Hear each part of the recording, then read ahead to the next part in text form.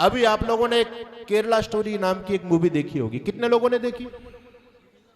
देखी है नहीं देखी? अरे हाथ तो बोलो, खड़ा करो कम से कम। इसका मतलब जागरूक लोग बहुत कम है यहाँ पर।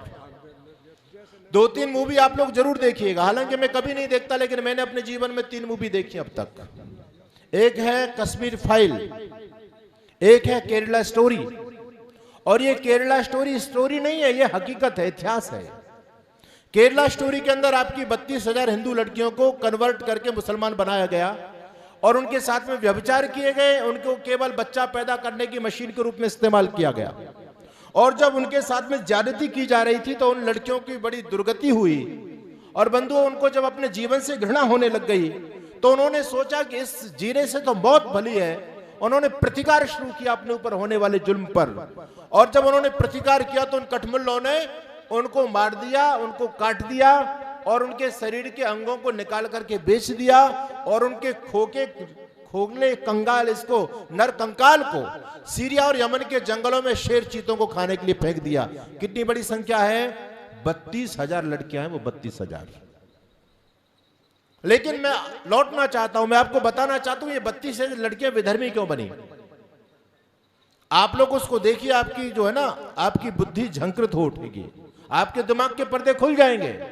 उसमें एक आसिफा नाम की लड़की हिंदू लड़की से प्रश्न करती है और वो कहती है कि एक भगवान जी तुम्हारे ऐसे हैं। देखो कितना बड़ा प्रहार चल रहा है। मैं कह रहा हूं ना, आजकल विचारधारा की लड़ाई का समय है। अगर आपकी विचारधारा स्ट्रांग है तो विधर्मियों का सामना कर पाओगे, नहीं तो किसी भी कीमत पर आप उनके सामने टिक नहीं सकते हो। एक आसिफा नाम की लड़की कहती है कि एक भगवान तुम्हारे ऐसे हैं जिसको रोज नई गर्लफ्रेंड चाहिए, जिसको महिलाओं के साथ में रास रंग बहुत पसंद है, लड़कियों के हाथ पकड़ करके वो डांस करता है, अनेक महिलाओं के साथ में अनैतिक संबंध रखता है, वो तुम्हारा भगवान है। वो चोरी भी करता है, उसको तुम भगवान मान करके पूजते हो। भला ऐसा भी कोई भगवान होता है? और यदि वो ऐसा है तो उसकी पूजा करनी चाहिए क्या? एक कौन, ये आर्य समाज नहीं कहता। आर्य समाज कहता तो पाखंडियों के पेट में दर्द होता है, कहते कृष्ण को नहीं मानते। लेकिन हम नहीं कहते। आप केरला स्टोरी देखिए, वो केरला स्टोरी किसी आर्य समाजी ने नहीं बनाई। उसमें एक विधर्मी लड़की जो प्रश्न कर रही है, किसी हिंदू लड़की के पास में प्रश्नों का जवाब नहीं है। दूसरा प्रश्न करती है, एक भगवान तुम्हारे ऐसे जिनको तुम रोज आरती उतारते हो, वैसे दुनिया को बनाने वाला आप उनको मानते हो, लेकिन जब उस भगवान की बीबी की चोरी हो गई तो वैसे तो भगवान है दुनिया को बनाने वाला, लेकिन उसको ये नहीं पता कि तेरी पत्नी को कौन ले गया और कहां ले गया। उस तुम्हारे भगवान ने अपनी बीबी की खोज कराने के लिए बंदरों को भेजा। हनुमान जी कौन थे? आदमी थे, मानव थे या बंदर थे? कौन थे बोलो, कौन थे? मनुष्य थे। अभी भी बहुत सारी माताएं बहनें तो चुप हैं, बिल्कुल, है ना। ये जो आप कह रहे हैं ना मनुष्य थे, ये आर्य समाज का प्रभाव है। बाकी बड़े बड़े राम भद्राचार्य हो, चाहे कोई भी बड़े बड़ा आचार्य हो, आज भी उनको बंदर मान करके बैठे हुए हैं। कैसे तुम विधर्मियों के सामने टिकोगे? ऐसी दुनिया में कौन सी मूर्ख जाति होगी जो अपने पूर्वजों को बंदर घोषित कर रही है? यानी हमारे पूर्वजों पर कोई दोषारोपण करता है, हमारा धर्म होता है कि हम दोषारोपण को दूर करें, लेकिन हम इतने बुद्धू निकले कि हमने दोषारोपण को भी स्वीकार कर लिया। हमने मान लिया कि हनुमान जी बंदर थे। हम बंदरों की औलाद हैं क्या? सोचने वाली बात है। वो कहती है उस भगवान को अपनी बीबी का पता नहीं और उस भगवान ने अपनी बीबी की खोज करने के लिए बंदरों को भेजा और उन बंदरों को तुम पूजते हो। बंधु, ऐसा एक प्रश्न नहीं है, लगभग विधर्मियों की 150 प्रश्नों की लिस्ट है, हमारा रोज सामना होता है उनसे। अब आप ये सोचो, ये जो प्रश्न पूछे गए विधर्मियों के द्वारा, आपके बच्चे से आज कोई छोकरबाड़ा में प्रश्न कर दे कि आपकी बेटी उत्तर दे पाएगी?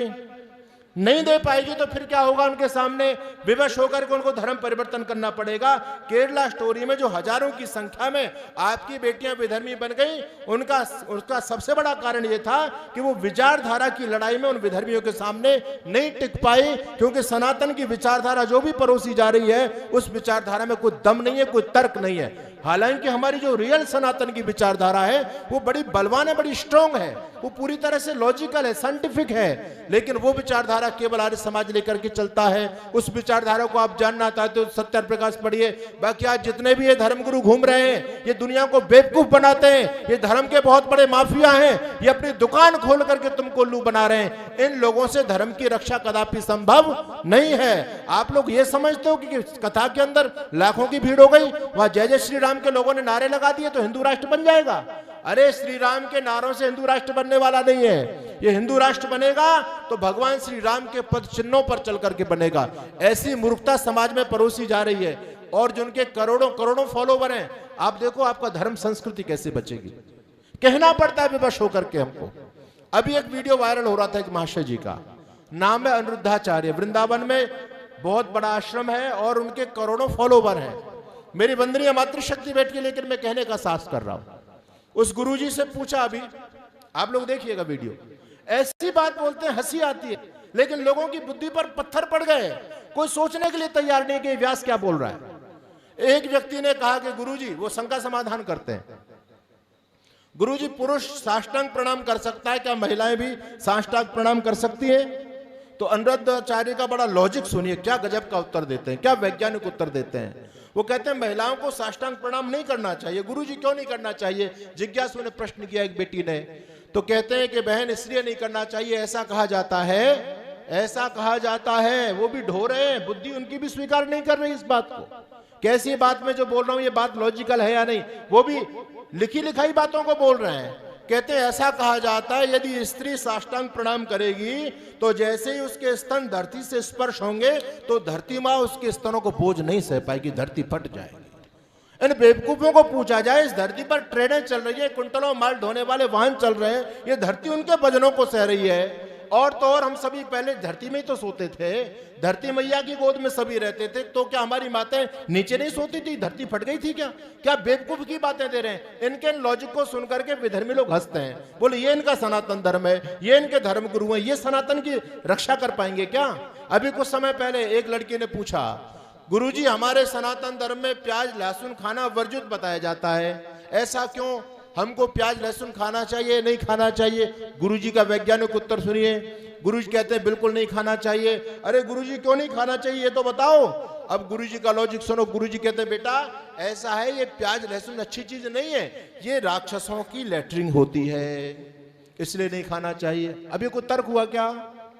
ये कोई तर्क है? राक्षसों की लैट्रिन है? अच्छा राक्षसों की लैट्रिन है क्या प्याज लहसुन? इसकी तो बाकायदा खेती होती है। यानी कोई लॉजिक नहीं है, बिना बेकार की थोती मान्यताएं सनातन धर्म के नाम पर परोसी जा रही, इससे तुम्हारा धर्म बचने वाला नहीं है। उसी मास्टर जी से प्रश्न कर दिया। एक बेटी ने प्रश्न किया, गुरुजी ये सागर का पानी खारी क्यों होता है? गुरुजी ने कहानी सुनाई पुराण की। गुरुजी कहते हैं बेटा एक बार ऐसा हुआ, अगस्त मुनि को प्यास लगी। अगस्त मुनि को बहुत ज्यादा प्यास लगी, वो सारा पानी पी गए, फिर भी प्यास नहीं मिट रही, तो फिर वो सागर का पानी पीने लगे और पूरे सागर के पानी को अगस्त मुनि पी गए। अब इन अकल के कोलुओं से पूछा जाए, सागर बड़ा या अगस्त मुनि का पेट बड़ा? यानी समुद्र कितना विशाल है और सारे समुद्र के पानी को अगस्त मुनि पी गए। अब जब अगस्त मुनि सारे सागर के पानी को पी गए तो पानी सूख गया, और पानी भी तो बहुत सारे जीवों का जीवन होता है ना, उसके अंदर भी तो बहुत सारे जीव जंतु रहते हैं। जब पानी खत्म हो गया तो वो तड़फने लगे, मरने लगे। तो देवताओं की दृष्टि उन पर गई, जब हाहाकार मचने लगी, इतनी बड़ी संख्या में जीव जंतु बिलबिला रहे हैं, मर रहे हैं, तो देवताओं ने कहा ये पानी कहां चला गया सागर का? तो पता चला कि पानी को तो अगस्त मुनि पी गए। अच्छा, तो फिर देवताओं ने अगस्त मुनि से प्रार्थना की कि प्रभु ये क्या कर दिया आपने, आप पानी पी गए, सारे जीव जंतु मर जाएंगे, अरे इन पर कृपा करो। तो देवताओं की प्रार्थना को सुन करके अगस्त मुनि ने पेशाब कर दिया, और पेशाब करके सागर को भर दिया। जैसे पेशाब खारी होता है इसलिए सागर का पानी भी खारी होता है। ये इनके पास में जवाब है। अरे इन तर्कों से तुम्हारा सनातन बचेगा क्या? अरे बोलो बचेगा क्या? आर्य समाज को कोसते रहे तो ये खंडन करते हैं। हम किसी भी सनातन परंपरा का खंडन नहीं करते, हम केवल उन्हीं विचारधारा का खंडन करते हैं जो विचारधाराएं सनातन नहीं है, जो सनातन के नाम से सनातन धर्म के अंदर घुसाई गई है। लोगों की घर की दुकानों की जो बातें हैं, लेकिन वेद पर जिन लोगों ने थोप दी, शास्त्रों पर जो बातें थोप करके समाज में जिनका प्रचार प्रसार किया जा रहा है, आर्य समाज केवल उन्हीं विचारधाराओं का खंडन करता है, और उसका खंडन करना बहुत जरूरी है। अगर आप खंडन नहीं करोगे ऐसी विचारधारा का तो आप कभी भी विधर्मियों के सामने खड़े नहीं हो पाओगे, और जब विधर्मियों के सामने खड़े नहीं हो पाओगे तो जानते हो अंजाम क्या होगा? आज इस देश के अंदर लगभग 100 करोड़ हिंदू विधर्मी बन गए। बहुत बड़े पैमाने पर धर्मांतरण हुआ, बहुत बड़े पैमाने पर। आप सभी जानते हैं इस बात को। भैया इस देश में कितने मुसलमान हैं?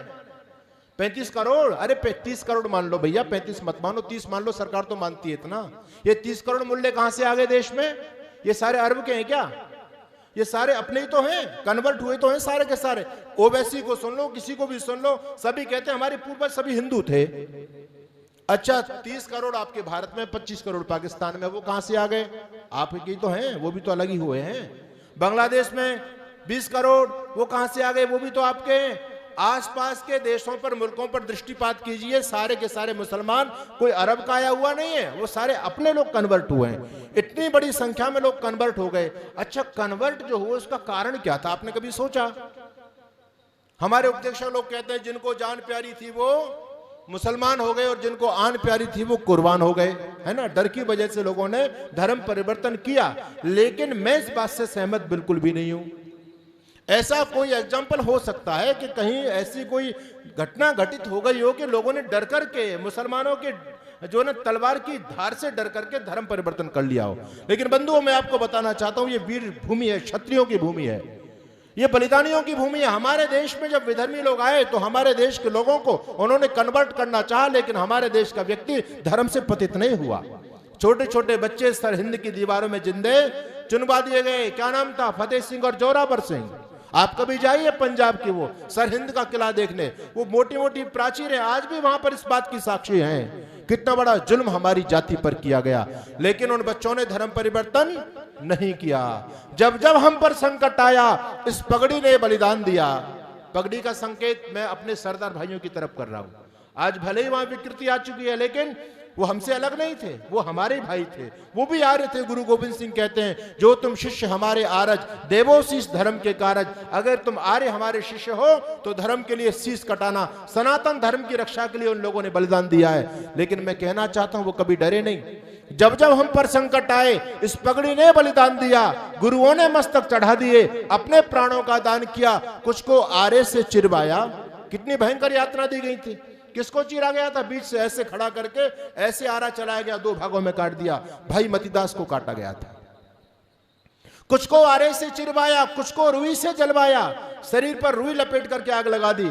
कुछ को आरे से चिरवाया, कुछ को रुई से जलवाया, कुछ शूली ऊपर टांग दिए, कुछ दीवारों में चिनवाए। वो गरम तवा पर चढ़े किंतु निज सत्य पंथ से डिगे नहीं, और पुर्जा पुर्जा कट गए मगर मुगलों के आगे झुके नहीं। हमारे पूर्वज कभी तलवारों के सामने झुके नहीं थे। तो पर तलवारों से वो खेला करते थे, डरे नहीं थे। हम लोग कहते हैं वो डर की वजह से मुसलमान बन गए। ये तो बात संभव नहीं है। अच्छा, मैं आज से आपसे एक बात पूछना चाहता हूं। अगर आज आपको कोई डरा करके, धमका करके, तलवार का भय दिखा करके विधर्मी मुसलमान बनाना चाहे तो बोलो, आप मुसलमान बनोगे या लड़ोगे? क्या करोगे? बोलो। अरे अपनी अपनी स्थिति बताओ। लड़ेंगे? सभी लड़ने के लिए तैयार है ना? सभी तैयार है ना? ये 80 साल के दादा भी लड़ने के लिए हाथ खड़ा कर रहे हैं। हमारी माताएं भी कह रही हैं लड़ेंगे, हम पीछे नहीं हटेंगे। अच्छा, आज हम लड़ने के लिए तैयार हैं। एक मेरा प्रश्न का जवाब और दीजिए। आपके जो पूर्वज थे वो आपसे ज्यादा बलवान थे, आपसे कमजोर थे? आपके दादा परदादा आपसे ज्यादा शक्ति थी ना उनके अंदर? आप उनसे कमजोर हैं, आप फिर भी लड़ने के लिए तैयार हैं। आपके पूर्वज आपसे ज्यादा बलवान थे, क्या वो नहीं लड़े होंगे? क्या वो डर गए होंगे? उन्होंने भी सामना किया था बंधुओं। वो तलवारों के भय से नहीं हारे, उनको हारना पड़ा तो विचारों की लड़ाई में उनको हारना पड़ा। तलवार की, हथियार की लड़ाई में वो पीछे नहीं हटे। लेकिन विचारधारा हमारी इतनी उथली पुथली कर दी, विचारधारा हमारी इतनी कमजोर कर दी गई कि जिसके चलते हमारे पूर्वज उस विचारधारा के सामने नहीं टिक पाए, और जब टिक नहीं पाए तो उन्होंने धर्म परिवर्तन उनको करना पड़ा। मैं आपको बताना चाहता हूं, जब मुगल सत्ता इस देश में आई, उन लोगों ने हमारे देश के लोगों को धर्मांतरित करना चाहा, क्योंकि उनके पास एक ही जो है ना उनका उद्देश्य था। उन्होंने कहा या तो इस्लाम कबूल करो, अदरवाइज तुम्हारी गर्दन काट दी जाएगी। एक ही ऑप्शन है, या मुसलमान बन जाओ या मर जाओ, बस। तीसरा कोई ऑप्शन ही नहीं उनके पास में। तो हमारे पूर्वजों ने कहा कि हम मरना मंजूर है लेकिन इस्लाम स्वीकार नहीं करेंगे। बंधुओं, आपको पता होगी, बालवीर हकीकत राय का नाम सुना है? बालक हकीकत राय का नाम सुना है आप लोगों ने? नहीं सुना? एक 12 साल का बच्चा, बसंत पंचमी पर जिनका हम बलिदान दिवस मनाते हैं, 12 साल का बच्चा। और जब विधर्मियों ने, देखो इनकी मानसिकता बता रहा हूं मैं, बहुत से लोगों का तो अभी भी चश्मा नहीं उतर रहा। कहते हैं भैया ये अच्छे होते हैं, स्वामी जी आप तो बेकार की बात करते हो, बेकार की बात करते हो। अरे मैंने कहा तुम थोड़ा इतिहास की भी जानकारी रखो अपने पास में। ये दाढ़ी वाले अच्छे कब से हो गए? इनमें कोई अच्छा नहीं होता, और जो अच्छा होता है वो घर परिवर्तन कर लेता है, वो घर वापसी करता है। ये सारे के सारे छठे छटाए हैं, सारे के सारे, कोई अच्छा नहीं है इनमें। और जो कहता है मेरे सामने आए, मैं बताता हूं उनको। बोलो हमारे स्वामी श्रद्धानंद जी को किसने मारा? अरे इन गोल टोपी वालों ने मारा था, नहीं मारा था? मारा था, नहीं मारा था? महाशय राजपाल जी को किसने मारा? गोल टोपी वालों ने मारा। और सुनिए, पंडित लेखराम जी किसने मारा? और इन धूर्तों की स्थिति मैं आपको बता रहा हूं। जिस व्यक्ति ने पंडित लेखराम का कत्लेआम किया था, चाकू जो पेट में जो है ना मार दिया था, वो व्यक्ति कई बहुत दिनों से पंडित लेखराम जी के साथ में रहता था, उनके घर में ही भोजन करता था। देखो फिर भी नहीं बदला व्यक्ति। कितनी गंदी मानसिकता इन लोगों की कि जिसका अन्न खा रहा है, कम से कम अन्न खाने वाले के व्यक्ति के जीवन में विचारों में परिवर्तन आ जाता है। भैया इस व्यक्ति का आश्रय मुझे मिला हुआ है, मैं इसी को मार दूंगा क्या? आप ऐसा कर सकते हो क्या? अरे यहां तो कुत्ता भी जिसकी रोटी खा लेता ना उसके सामने पूंछ हिलाता है। लेकिन इन लोगों की मानसिकता देखो, जो पंडित लेखराम जी के घर में भोजन करता है और वो काफी दिन से वो धूर्त घात में है कि मैं कम मारूं, रोटी भी खाता रहा उनकी। लेकिन जिस दिन उन्होंने अपने आप को स्टेब्लिश किया, मजबूत बनाया कि आज मैं पंडित लेखराम को मार दूंगा, उस दिन उस नीच ने ड्रामा किया और वो घबरा रहा था अंदर से। अंतरात्मा गवाही नहीं दे रही थी कि भाई ऐसा निकृष्टता का काम मत कर, लेकिन क्या करे, उस विचारधारा का गुलाम था। उसने चद्दर ओढ़ रखी थी और चद्दर में यहां पर अपने तौलिया के अंदर खंजर को छुपाए हुआ था, चद्दर ओढ़ी हुई थी और कांप रहा है वो। पंडित लेखराम ने पूछा क्या बात है, तू इतना परेशान क्यों है, कांपता क्यों है? कहता है मुझे अंदर से बुखार हो रहा है, मेरा शरीर कंपन कर रहा है। पंडित लेखराम कहते हैं चल फटाफट मैं तुझे वैद्य के पास लेकर के जाता हूं। पंडित लेखराम उसको लेकर के आए और वैद्य के पास लेके आए, बोले इसका इलाज करो। देखो पंडित लेखराम को देखो और उस नीच को भी देखो।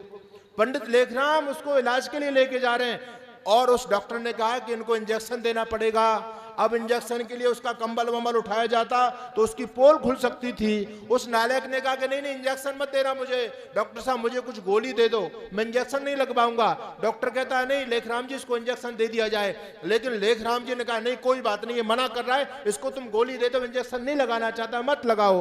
वो वहां से मेडिसिन लेकर के आता है। पंडित लेखराम का अन्न खाया। पंडित लेखराम जी हॉस्पिटल में दिखाने के लिए लेकर के गए, अपने साथ लेकर के आए और पंडित जी ने कहा कि भैया तुम गोली ले लो, आराम करो। पंडित लेखराम अपने काम में व्यस्त हो गए। वो नीच अपना चद्दर फेंक करके और खंजर निकाल करके पंडित लेखराम के पेट में घोंप देता है। ये कोई विश्वास के योग्य लोग हैं क्या? लेकिन हमारी आंखों पर चश्मा चढ़ा भाईचारे का। अरे गुरु गोविंद सिंह से पूछो, जिसका पूरा परिवार बलिदान हो गया धर्म के लिए। गुरु गोविंद सिंह ने 4 बच्चे, चारों धर्म के लिए मुगलों से लड़ते लड़ते शहादत को प्राप्त हो गए। और गुरु गोविंद सिंह का अनुभव सुन लो भैया, जो लोग चश्मा लगा हुआ है ना भाईचारे का, सुन लो गुरु गोविंद सिंह क्या कहते हैं। कहते हैं अपने हाथ पर तेल लगाओ और तेल लगाने के बाद अपने हाथ को तिलों की बोरी में घुसा दो और फिर हाथ को बाहर निकालो। जितने तिल हाथ पर चिपक करके आ जाएं, यदि ये दाढ़ी वाले उतनी बार भी कसम खाएं तभी भी इनका विश्वास मत करना, और तुम विश्वास करके बैठो। आश्चर्य की बात। ये हिंदू की स्थिति सुनाऊं क्या हो गई है? इस हिंदू की स्थिति इतनी भयानक हो गई है, अब मैं इसको क्या उपमा दूं? लेकिन सुन लिए कहानी मैं आपको सुनाता हूं, आपको अच्छी लगेगी और आपको प्रेरणा मिलेगी। जंगल का राजा होता है शेर। एक बार शेर तो शिकारी होता है, उसको मांस चाहिए। शेर को लगी भूख और शेर को कोई जीव जंतु नहीं मिला। शेर ने लोमड़ी को अपने पास में बुलाया। लोमड़ी सबसे धूर्त होती है ना, और जंगल में सबसे भोला भाला प्राणी कौन होता है जी? कौन होता है बोलो? हैं? हाँ गधा होता है, ठीक कह रहे हो। जंगल में सबसे भोला वाला प्राणी गधा और सबसे शातिर दिमाग की लोमड़ी होती है। शेर ने लोमड़ी से कहा लोमड़ी इधर आ, या तो मेरे लिए भोजन की व्यवस्था करनी तो आज मैं तुझे खा जाऊंगा। अब लोमड़ी बड़ी चालाक, लोमड़ी ने सोचा आज तो मेरे जीवन पर संकट आ गया, अब क्या किया जाए, ये तो मुझे मार के खा जाएगा।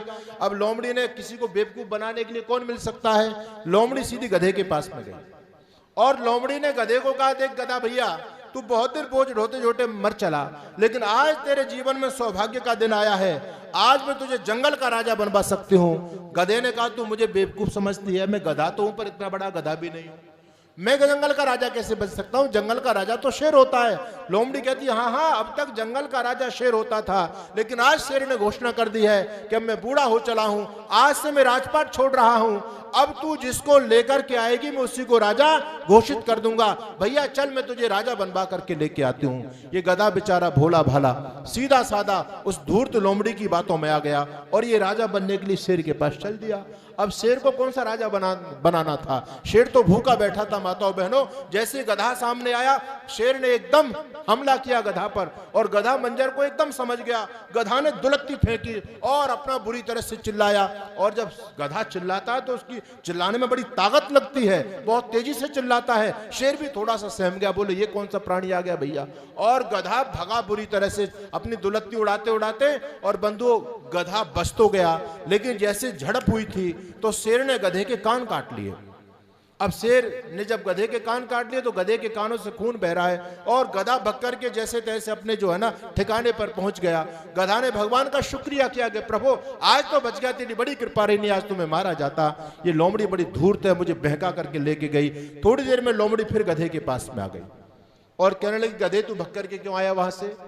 गधा गुस्सा में बोले तू बेवकूफ, मुझे पागल समझती है क्या? मैं इतनी भी बुद्धि मेरे पास में नहीं है, तू मुझे मरवाने के लिए लेकर के गई। लोमड़ी कहती है मैं मरवाने के लिए लेके नहीं गई, मैं तुझे राजा बनाना चाहती थी।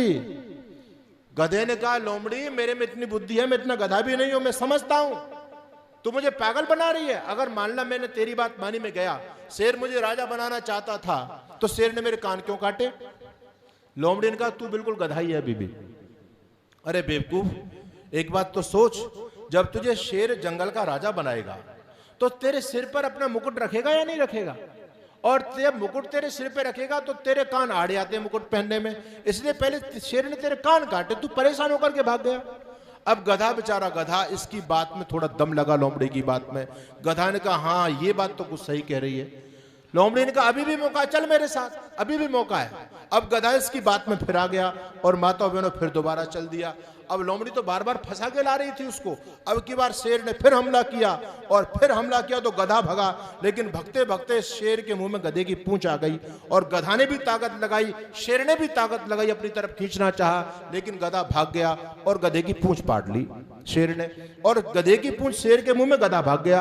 अब पीछे से भी खून बह रहा है, पहले कान से भी खून बह रहा है। जैसे तैसे गधा अपने अपने ठिकाने पर आया और अब की बार तो बहुत ज्यादा खपा था, लोमड़ी को गालियां दे रहा था, बोले ये बड़ी नालायक है और मैं इसकी जाल में फंस गया, आज तो मर गया हो तो भगवान तूने मुझे बचा दिया। माताओं बहनों, थोड़ी देर बाद ये लोमड़ी फिर आ गई उसके पास में, कहती है अरे बेवकूफ तू फिर भक्कर के आ गया, कितना जीवन में गोल्डन चांस तेरे जीवन में आया, तुझे राजा बनवाना मैं चाहती हूँ और तू बार बार भाग करके आ रहा है। अब की बार गधा ने कहा भाग जा मेरे आंखों के सामने से, तू क्या है मैं समझ गया, तू बड़ी धूर्त है, तू बड़ी जाहिल है। गधे ने चार इसको सुनाई, लेकिन लोमड़ी शांत रही। लोमड़ी कहती है भाई गधा भैया तू मेरी बात पर यकीन कर, मैं तुझे राजा बनाना चाहती हूँ और तू भाग जाता है बार बार। गधे ने कहा सुन, मैंने तेरी पहली बात पर विश्वास किया, तूने कहा कि शेर जब राजा बनाता तो मुकुट पहनाता, इसलिए तेरे कान काट लिए, मेरी बात तो समझ में आ गई, मैं दोबारा भी चला गया, लेकिन दोबारा में शेर ने मेरी पूंछ फाड़ ली, ये क्यों फाड़ी बता मुझे।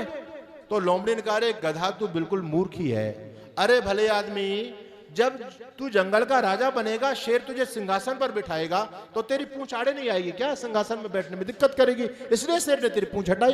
तू बेकार की शेर को गाली दे रहा है और मुझे गाली दे रहा है। अब गधा बेचारा सीधा साधा भोला भाला, माताओं बहनों उसकी बात में फिर आ गया। लोमड़ी ने कहा चल अभी भी मौका है। अब की बार जब तीसरी बार शेर आया तो बार बार शेर का दाब खाली नहीं गया और अब की बार शेर ने गधे को मार दिया। बेचारा भोला वाला शेर मर गया, वो गधा मर गया शेर के द्वारा। और शेर ने लोमड़ी से कहा जल्दी कर, मुझे भूख लगी है, फटाफट इसका दिमाग, इसके गुर्दे और इसके फेफड़े जल्दी मेरे लिए लेकर के आ। लोमड़ी फटाफट शेर के पास में पहुंची, उसका गुर्दा और उसके फेफड़े लेकर के। शेर को गुस्सा आया, शेर ने कहा बेवकूफ समझती है तू मुझे, मैंने कहा था कि इसका दिमाग भी लेकर के आना, तू केवल गुर्दा और फेफड़े लेकर के आई।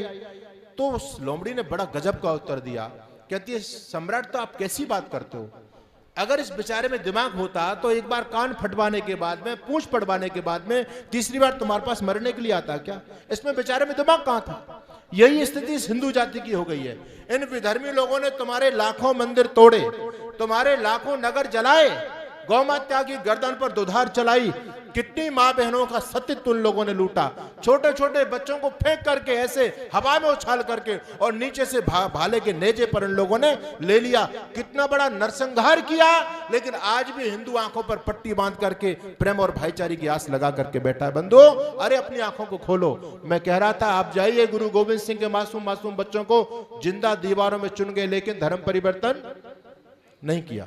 बालवीर हकीकत राय को क्या बोला था? हकीकत राय से मदरसे में उस समय बच्चे पढ़ते थे, देखो उनकी मानसिकता बता रहा हूं मैं आपको। मदरसे में जब बच्चे पढ़ते थे तो उन्होंने हमारी माता सीता के लिए अपशब्दों का प्रयोग किया। हकीकत राय ने कोई गाली नहीं दी थी। हकीकत राय ने यही कहा था कि जो शब्द तुम मेरी मां सीता के लिए प्रयोग कर रहे हो, इन्हीं शब्दों को यदि मैं फातिमा के लिए प्रयोग करने लग जाऊं तो तुमको कैसा लगेगा। बस इतना सुनना था। ये कहते हैं काफिर, तेरी इतनी हिम्मत, तू सोच कैसे सकता है कि ये शब्द मेरी फातिमा के लिए प्रयोग कैसे कर सकता है? अरे तूने सोच कैसे लिया? इतनी बात पर बवंडर मचा दिया स्कूल के अंदर, मदरसे के अंदर। मौलवी आया, क्लास का अध्यापक, बोले क्या बात है? बोले साहब इसने अपने फातिमा के बारे में अपशब्दों का प्रयोग किया है। हकीकत कहता मैंने कोई अपशब्दों का प्रयोग नहीं किया। इन्होंने पहले मेरी मां सीता के बारे में गलत बोला और मैंने ये बोला है कि तुम मेरी सीता के बारे में ऐसा बोलते हो, यदि मैं भी तुम्हारी फातिमा के बारे में ऐसा बोलने लग जाऊं तो तुमको कैसा लगेगा? मौलवी भी लाल पीला हो जाता है। अरे काफिर के लड़के, तेरी इतनी हिम्मत, तू कैसे सोच सकता है फातिमा के बारे में ऐसा? इस दुष्ट को फांसी पर लटकाया जाए, इसको मार दिया जाए। बादशाह के पास में बात पहुंचती है। बादशाह ने ऑप्शन दिया, या तो इस काफिर के बच्चे को मुसलमान बना लो, अदरवाइज इसकी गर्दन को काट दो, ये इसके लिए दंड है। हकीकत ने कोई जुल्म नहीं किया था, लेकिन देखो क्या विकृत मानसिकता इन लोगों की। सुन भी नहीं सकते अपने महापुरुषों के खिलाफ। आप तो खुद अपने महापुरुषों को बदनाम कर रहे हो, उन लोगों को देखो। बंधुओं, जब बादशाह ने कहा इसको मार दिया जाए या इसको धर्म परिवर्तन किया जाए, अब उनके जो है ना जल्लाद खंजर लेकर के सामने खड़े हैं। 12 साल का बच्चा हकीकत राय, बाल विवाह भी हो गया था उसका। 12 साल का बच्चा है। मुल्ला जी कहता हकीकत क्यों मरना चाहता है, मुसलमान बन जा। हकीकत कहते मुसलमान नहीं बनूंगा, खंजर से उड़ा दो चाहे मेरी बोटी बोटी को, पर दूंगा नहीं चोटी को, मैं दूंगा नहीं चोटी को, मरना मंजूर है, मुसलमान नहीं बनूंगा। मुल्ला जी कहता है बन जा, तेरा क्या जाता मुसलमान बनने में, चोटी तो कटानी है। हकीकत राय का गजब का उत्तर सुनिए। हकीकत राय कहता है मौलवी साहब एक बात बताओ, अरे मैं मुसलमान बन गया तो क्या कभी मरूंगा नहीं? मुल्ला जी ने कहा मरना तो सबको पड़ता है, जिसने जन्म ले लिया सबको मरना पड़ता है, मरना तो तुझे भी पड़ेगा। तो हकीकत कहता है फिर मुल्ला बनने का फायदा क्या है? जब मुसलमान बनकर के भी मरना पड़ गया तो मैं मुसलमान क्यों बनूं? मैं अपने धर्म के लिए क्यों ना मर जाऊं? मैं अपने जो है ना मुंह पर कालिक नहीं पुतवाना चाहता, मैं धर्म के लिए बलिदान होना चाहता हूं। तुमको जो दंड देना है दे दो। उस छोटे से मासूम बच्चे को गाजर मूली की तरह काट दिया विधर्मी लोगों ने। मैं बात आपके सामने कर रहा था, वो छोटे छोटे बच्चे मर गए, कोई दीवारों में चिन गए, किसी को काट दिया, लेकिन धर्म परिवर्तन नहीं किया। इन विधर्मी लोगों ने सोचा, बात को ध्यान से सुनना। पंडित जी जो खंडन कर रहे थे क्यों कर रहे थे, सुनो इस बात को।